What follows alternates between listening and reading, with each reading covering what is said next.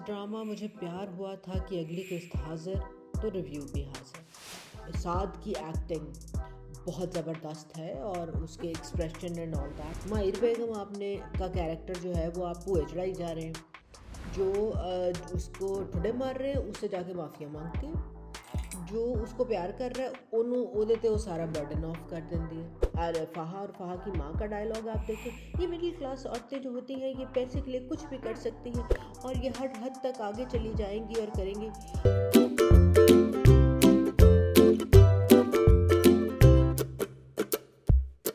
अस्सलाम वालेकुम viewers. Drama मुझे प्यार हुआ था कि अगली किस्त हाजिर तो रिव्यू भी हाजिर। अब बंदा ऐसे ड्रामे का क्या रिव्यू करे जिते इन्ना कॉर्नफ्लोर पाता है कि एक थां ते जम्मिया पे हर किस्त में ना एक डोई मारते हैं कि ये जितनी भी जुड़ी हुई चीज़ें हैं ये हिल जाएं, कुछ साफ़ हो जाएं, कुछ आगे नज़र आए। मगर कहानी एक जगह जमी हुई, वही क्लेशेड, वही पुरानी बातें, कोई उसमें सिर मुंह न पैर। हाँ, ये कहानी बिल्कुल वैसी है जैसे फिके खरबूजों पर केमिस्ट्री का हीरो हीरोइन की केमिस्ट्री का तड़का लगाकर आप समझें कि शायद इसका law of physics action and reaction in equal and opposite direction Newton का थर्ड लॉ चला दिया जाए तो ये मकबूल हो जाए। मगर उसकी भी ज़रूरत नहीं है, चूँकि हीरो हीरोइन की 4 मिनट की ड्रामे की केमिस्ट्री इसको हवा दे रही है तो वो चल रही है।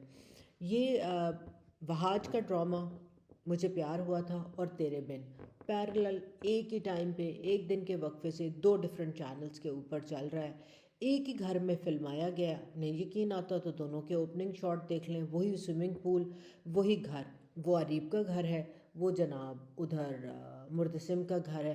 तो एक ही घर, एक ही शॉट, एक ही हीरो, 2 हीरोइने ते भांजा नस के उधर जाते हैं, नस के इधर जाते हैं। बहरहाल इस ड्रामे की तरफ आते हैं तो मच दैट साद की एक्टिंग बहुत ज़बरदस्त है और उसके एक्सप्रेशन एंड ऑल दैट। मगर अब उसका कैरेक्टर इतना फेरी टेल, आपने प्रिंस चार्मिंग से लेकर प्रिंस रिजिलियंट, प्रिंस पेशेंट, ओह प्रिंस कॉम्प्रोमाइज़, मतलब जितने भी सुपरलेटिव आप लगा सकते हैं ना वो आप लगा लें, वो बना दिया है।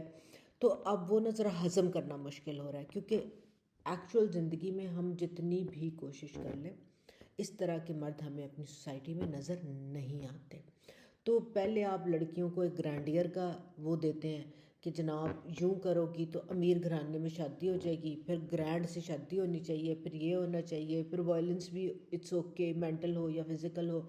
अब आप नया कट्टा उनके सर पे, उनके दिमाग मत ख़राब करें बच्चियों के, जिधर आप ये शुरू करते हैं कि आपका मियाँ जो है ना वो इतना एवर एनकम्पासिंग होता है कि आप कुछ भी करते हैं वो आपको लुल्लू पुच्चू करता रहेगा। आपके बॉयफ्रेंड, एक्स बॉयफ्रेंड को चलो जी बर्दाश्त भी कर ले, निकाह भी कर लिया, उसके साथ बात करते भी देख ले तो आपको कुछ नहीं कहेगा, कहेगा मैं मिलवा लाऊं। उसका फ़ोन आ रहा हो तो आप फ़ोन उठा कर दे देंगे, सुन लो। उसकी तस्वीरें देख रहे हो या वो रो रही हो तो कि और मेरा बच्चा मैं चुप करा दूँ, नहीं होता ना ये। यस, वो कज़न्स हैं, दोस्त हैं, वो ये इमेजिन कर सकते हैं कि हमारी आपस की दोस्ती है और वो उस दोस्ती का करें, मगर ये वन साइडेड तो कुछ भी नहीं ना होता।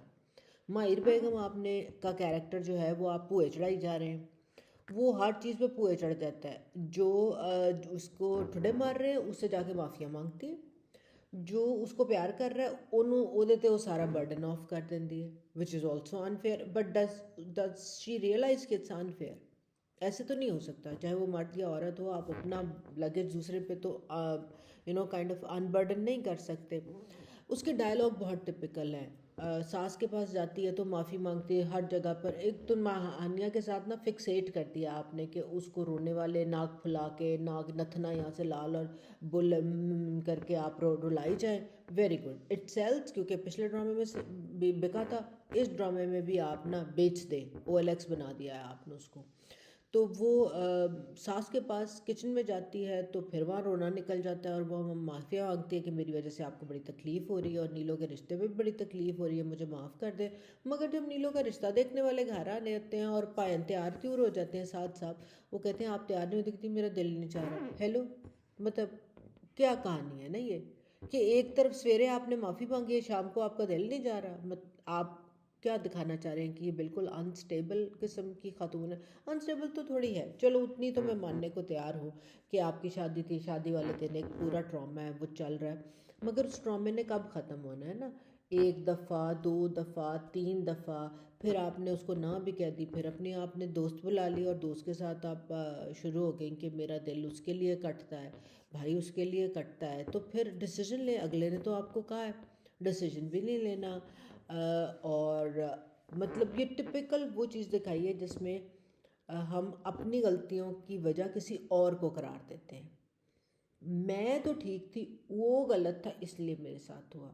मैं तो ठीक थी, वो गलत था इसलिए उसके साथ हुआ। तो अभी भी ये अपना मुद्दा उसके सर पर डाल रहे हैं, मगर बहरहाल माहिर की एक्टिंग, हानिया की एक्टिंग हमें इस किस्त में एटलीस्ट नज़र आई। चाहे वो दोस्त के साथ बात करने वाला सीन हो, चाहे उसकी माँ के साथ बात करने का सीन हो, but still it's like you know acting जितनी नज़र आ रही है ना, वो फ्लैट एक्टिंग है। अगर वो आपको चेक दे रही है, चेक आप वापस कर रहे हैं, आपकी शक्ल पे कोई काइंड ऑफ गुस्से के या वापस आप अपने किरदार के ऊपर बात ला रही हैं, तो एक कोई प्राउड होने के कोई एक्सप्रेशंस की वेरिएशंस होनी चाहिए। वो वेरिएशन हमें कतई नज़र नहीं आई। अरीब और उनकी अम्मा के जो अरीब और माहिर के जो डायलॉग है, वो भी मतलब, या उनका जो कनेक्ट अजीब डॉटेड लाइन रिलेशनशिप दिखा रहे हैं, उसकी भी समझ आ रही है। वो टिपिकल हो है कि वसना भी नहीं तो बस भी नहीं करनी। तो भाई आप एक तरफ चले ना, अगर यू नो कि you come from a middle class family और यहाँ पर ये नहीं होता and it can not continue, आप इसका फॉल आउट कंटिन्यूअस आपके ऊपर आए जा रहा है, मगर फिर भी आप कोई फैसला भी नहीं ले रहे और कुछ करना भी नहीं चाह रहे। अगेन टिपिकल आप दिखा रहे हैं कि खातून गलतियों का घर होती है, हर गलती खातून से होती है, वो इमोशनल होती है, वो डिसाइड नहीं कर पाती और गलती पे गलती पे गलती गलती गलती करी चली जाती है, और बंदा जो है ना वो ऊपर से एक मसीहा की तरह आता है और उसको समेट लेता है। दोनों बातें गलत हैं, ऐसे नहीं होती। ख़वातीन बड़ी अक्लमंद होती हैं और जहाँ पर उनको पता होता है वो सही फैसले भी करती हैं। अब इसमें एक और जो जुड़त है वो है फ़ाहा और फ़ाहा की अम्मी का किरदार, फिर अरीब की माँ का, और फिर अरीब के साथ उसके रिलेशनशिप का। अब ये फ़ाहा और उसकी अम्मी का, और उसके बाद आप देख लें अरीब की माँ का, और ये जो मैंने माहिर का आपको बताया कि कंटिन्यूअस वो एक ही बात दिखा रही, ये सारे इंटरनलाइज मिसोजिनी को के रिफ्लेक्टर्स हैं कि एक खातून का काम है गलती करना, खातून वीक होती है, वो डिसीजन नहीं लेती। और फ़ाहा की माँ का डायलॉग आप देखें, ये मिडिल क्लास औरतें जो होती हैं ये पैसे के लिए कुछ भी कर सकती हैं और ये हर हद तक आगे चली जाएंगी और करेंगी, मगर माँ मैं तो कोशिश करती हूँ, अरे मेरे लिए वो चांद था जो नीचे नहीं आ सका, और अब व्हाट द हेल यार। मतलब ये टॉक्सिक लव, अगला ठुडे ते रख रहा है तो ओ जनाब वो कहती मैं हूँ ना दरी, मेरे ऊपर से गुजरा जूतों समेत ट्रक गुजार ले अपनी ईगो का मेरे ऊपर से।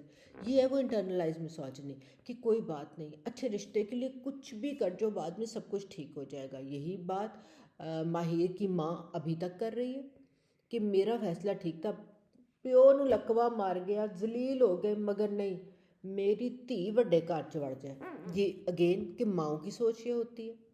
कोई माँ ऐसी नहीं होती जो कंटिन्यूस जलालत देख देख के और उसकी अरीब की माँ जो बिहेवियर रखे हुई है तुम्हारे साथ, तुम्हारे मियाँ के साथ, तुम्हारी बेटी के साथ, और फिर भी कहे कि नहीं वही बात ठीक थी। ये है इंटरनलाइज मिसोजिनी के इंडिकेटर्स। फ़ाहा और उसकी माँ का, जो मिडिल क्लास को तो ताना दे रहे हैं कि वो सोसाइटल लैडर को जंप करना चाह रही हैं, मगर ख़ुद एग्जैक्टली आप वही करना चाह रही हैं, सिवाय पैसे के आपका कोई इंटरेस्ट नहीं। फिर अरीब की अम्मा जाकर चेक, ये लो check, oh my god, so much of an Indian. Just पहले ही मैंने कहा था कि ये तो हम दिल दे चुके सनम की अडेप्टेड वर्जन। अब जाहिर है अब आगे आके आप ये नहीं दिखा सकते थे कि वो एक जो उधर हुआ, तो अब आप उसकी अडेप्टेड वर्जन दिखा रहे। ये लो चेक, अपनी मर्जी की कीमत भर लो। ओके, अपनी मर्जी की कीमत भर लो तो भर लेते। तो ये भी वो ना इंटरनल अगेन ये एक और इंडिकेटर इंटरनलाइज मिसोजिनी का, कि खातून की इज्जत 2 टके की होती है, वो ख़रीदी जा सकती है। उसके मुंह पे कोई भी आके चंड रख के चला जाए ना, उसको कोई फ़र्क नहीं पड़ता। तो वहाँ पर मुझे ये था कि डायरेक्टर ने जब हानिया से वो माहिर से वो डायलॉग बुलवाए, तो उनमें एक्सप्रेशन होना चाहिए था, उनमें जान होनी चाहिए थी, उनमें पुश बैक होना चाहिए था। बट कहाँ। वैसे आरिफ की अम्मा बहुत अमीर है, ब्लैंक चेक मुंह ते मार के आ गए। तो गड्डी कड़ी चला के आए सन, वीगो डाला। हेलो, कौन सी औरत इतनी हाई फाई जो पूल वाले घर में रहती हो वो वीगो डाला चलाती है? उनके गार्ड चलाते हैं वीगो डाला। हेलो, मतलब कुछ भी ना। और फिर जनाब क्लीशेड बातों में वही अकबरी बेगम है जो बेटे की खुशी के लिए बहू के सदके बारी जाके हर चीज़, तुम चाय भी ना बनाओ, माँ सदके में तुम्हारा कुछ ना कुछ कर देती हूँ, वो करने को तैयार है। माफ़ी तलाफ़ी भी हो गई। इससे ज़्यादा बोंगी ये है कि इस घर में दरवाज़े बंद करने का कोई रिवाज नहीं, जड़ा जिथों मर्जी वड़ जाए तो जिथे मर्जी चला जाए। तो जनाब अब ये कैरेक्टर जो है ये अभी चलता रहेगा, ये बोंगियाँ चलती रहेंगी और हम बर्दाश्त करेंगे और आपको बताते रहेंगे। सो टिल नेक्स्ट टाइम, खुदा हाफिज़।